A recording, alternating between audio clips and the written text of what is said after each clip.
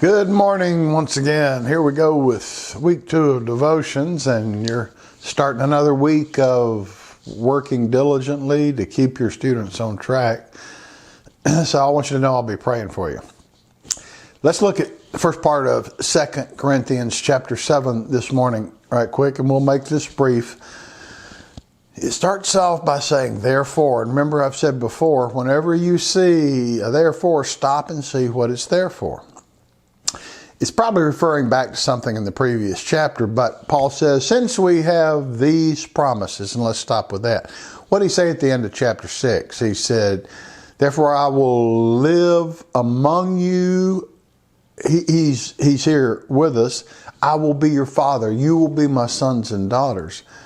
But remember now, when Paul's writing this, he didn't have the wealth of the New Testament in front of him to look at. He had probably memorized most of the Old Testament, and he's just thinking about what God had said in relationship to his people.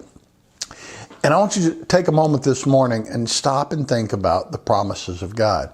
In these uncertain times where we all probably wonder once a day, well, do I have coronavirus? I need to go check my temperature. Or at least the news assumes that the world is coming to an end. We need to stop and think about God's promises. Now, he tells us that's because I want you to live a pure life, but we'll get into that maybe tomorrow. Think about God's promises today. I think I'll send you an email with just a list of some of his promises for you to go over, but some of the ones that come to mind, both in Deuteronomy and in the New Testament, he says, for I will never leave you nor forsake you. Yea, though I walk through the valley of the shadow of death, I will fear no evil, because your rod and your staff comfort me. You're there with me. And probably the greatest promise that I think of, Jesus said, go, make disciples of all men. And at the end of Matthew in chapter 28, he says, and lo, I am with you always, even to the end of the world. I think a lot of people think, oh, maybe the world's ending. I probably need to send you something maybe by email or whatever. It's what I see coming. Once you step up to this level of things where we're saying, okay, you're not leaving your homes, you're not doing this, we're closing these businesses.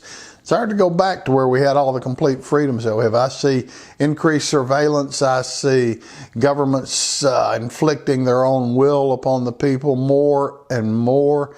And it does seem like times are bleak. But Jesus said, lo, I am with you always, even to the end of the world. You know, we have a blessed hope. The rest of the world has nothing that they can rely on except fear. And we realize that God has a plan for our lives, and he's not going to let things happen to us that go unnoticed by him. He has a purpose for it. And finally, this world is not our home. I've said it many times. We're just passing through. And if you hold on too tightly, then you're going to end up living in fear, because you're going to lose everything you're holding on to some point. You can't take it with you. One final promise. He said, if I go away, I go to prepare a place for you. I'm going to build you a mansion, that where I am, there you may be also. Take encouragement in that, and then look for another video to follow that will have a whole list of his promises. Go through them and see what he has for you today.